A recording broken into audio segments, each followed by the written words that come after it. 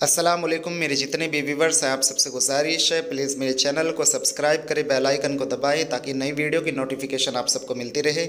आज का जो अमल है रूह की तस्खीर का अमल है, और इस तरह के अमल में अगर आप कामयाब हो जाते हैं तो यकीन मानिए इससे बड़ा कोई अमल, मतलब दुनियावी एतबार से मैं कह रहा हूँ। वैसे तो मैं इस मिजाज से बड़ा अमल किसी को मानता नहीं हूँ, या कलमे तैयबा से बड़ा कोई अमल मैं मानता नहीं हूँ, या दरूद शरीफ का अमल हो या इस्तग़फ़ार का अमल हो। मेरे नज़दीक ये अमाल सबसे बड़े हैं। लेकिन फिर भी क्योंकि जैसे ये भी कुरानी अमाल है और ये भी अल्लाह की ही तारीफ़ में है, या जितने भी अल्लाह के नाम हैं या अल्लाह के जो कुरान की सूरह हैं या जितनी भी सूरह हैं या आयतें हैं, ये तो उसमें सब में अल्लाह की तारीफ़ बयान की गई है और सब में जो है अल्लाह का कलाम ही है ये।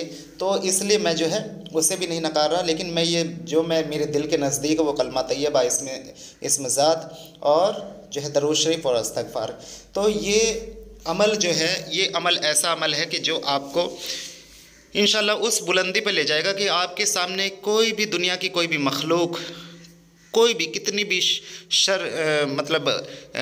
शरारती हो वो, चाहे आपके साथ में जो मतलब किसी भी तरह की कोई भी ऐसी हरकत जो आपको परेशान करती है वो नहीं कर पाएगी। चाहे वो कोई देवी हो, देवता हो, जिन हो, जिन्नात हो, मौकिल हो, हमजाद हो, परी हो, या दुनिया की कोई भी ऐसी मखलूक हो, वो तमाम जितनी भी जो क़ुव्वत है हमारी रूह की, वो रूह एक कोई आग की बनी हुई चीज़ नहीं है, रूह कोई मिट्टी की बनी हुई चीज़ नहीं है। रूह वो चीज़ है जिसमें अल्लाह का नूर है। तो जब रूह की ताकत काम करती है तो फिर ना आग काम करती है और फिर ना ज़मीनी जो है काम करती है, ज़मीनी जो मखलूक है। तो अब ज़मीन पर कौन है? ज़मीन पर तो बहुत सारी मखलूक है, उनमें से जो सबसे बड़े अव्वल हैं वो इंसान और जो है जिन्नात है, और इन्हीं में सबसे ज़्यादा जो है एक दूसरे में जो है कंपटीशन चलता रहता है।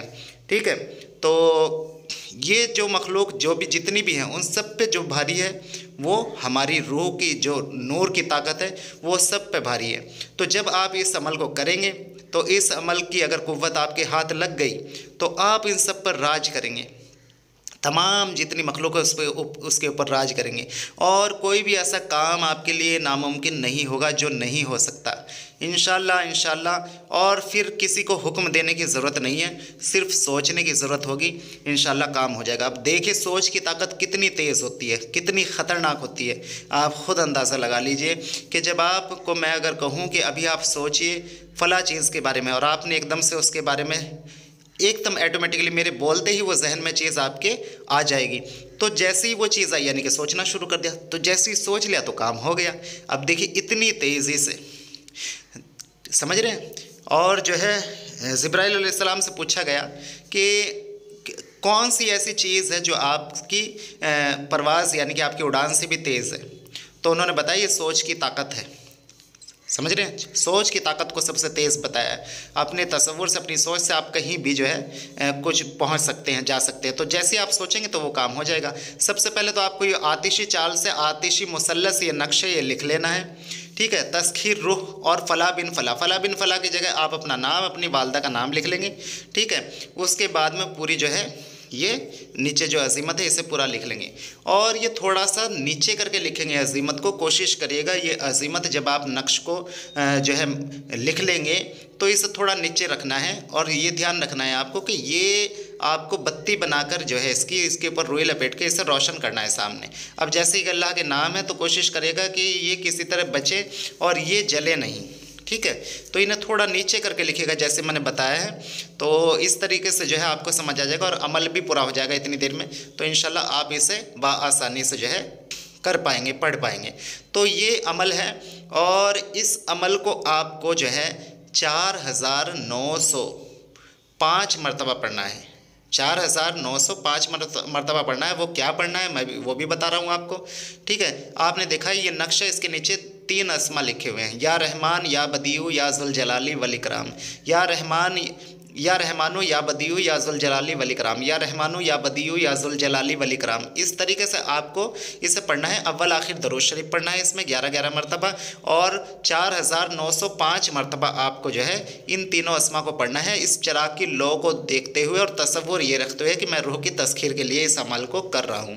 ठीक है, उसके बाद में जो है आप जब इस अमल को पढ़ लें उसके बाद में इस चिराग को बुझा के रख दें, और आप यही तसव्वुर रखें चलते फिरते उठते बैठते कि मैं अपनी रूह की तस्कीर कर रहा हूँ, मेरी रूह हाजिर होगी, मेरी रूह हाजिर होगी, मेरी रूह हाजिर होगी।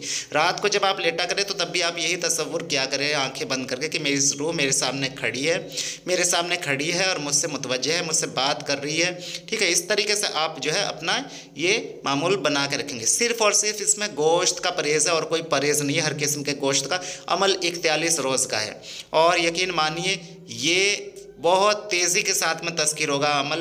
अगर किसी के अंदर थोड़ी सी भी रूहानियत है, मैं हमेशा से कहता हूँ अपनी रूहानी क़ुव्वत को, अपनी बातनी क़ुव्वत को अच्छी करने के लिए आप किसी भी तरह से दरूद शरीफ, इस्तग़फ़ार, कलमे का ज़िक्र ज़रूर करते रहा करें या कोई भी कल्बी ज़िक्र करते रहा करें।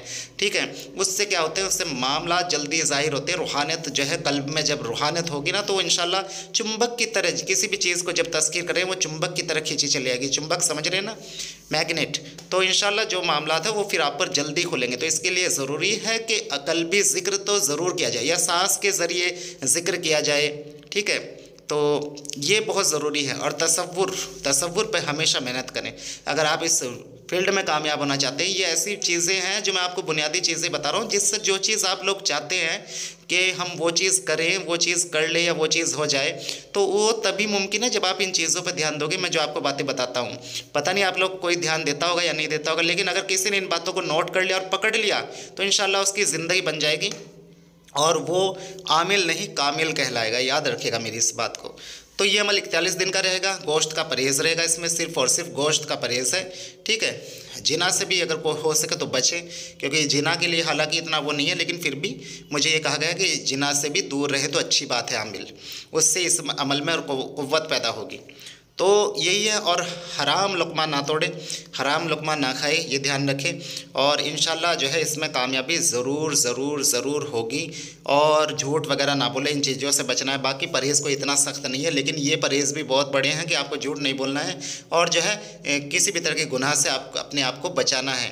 तो ये चीज़ें आप अपने ध्यान में रखते हुए अमल को 41 रोज़ एक वक्त मुकर्रर पर तन्हाई में उस कमरे में उस वक्त कोई ना हो, ये तन्हाई वाली जगह पे होगा।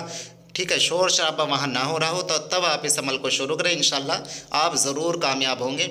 और जो है वक्त मुकर्रर पर करना है, बावज़ू पढ़ना है अच्छे तरीके से। इस चिराग की लो पर ध्यान रखें और रोज़ नया चिराग रोशन करना है। ठीक है, ध्यान यही रहे जो अस्मा लिखे हुए हैं वो जले ना, उन्हें थोड़ा नीचे करके लिखना है अज़ीमत को। ठीक है, कि वहाँ तक ना पहुँचे। तेल उसमें अगर कम होगा चिराग में तो पूरा जो है पतीला जल जाएगा। अगर तेल ज़्यादा डाल कर रखेंगे तो फिर वो इतना चिराग जो है नहीं जलेगा, ये ध्यान रखिएगा। और जो राख इकट्ठी होती रहे उसे किसी पॉलीथीन में इकट्ठी करती रहे और फिर इकट्ठी होने के बाद में उसे कहीं पानी में बहा दें। तो ये अमल था। बाकी अब मैं आप सबसे इजाज़त चाहूँगा, इंशाल्लाह फिर मिलेंगे अगली वीडियो में। और जो अमलियात का कोर्स करना चाहते हो, इलाज कराना चाहते हो, वो कॉन्टैक्ट कर सकते हैं। मेरा नंबर आपके व्हाट्सएप पर मौजूद है। तो अब इजाज़त है, इंशाल्लाह फिर मिलते हैं अगली वीडियो में। अल्लाह हाफिज़।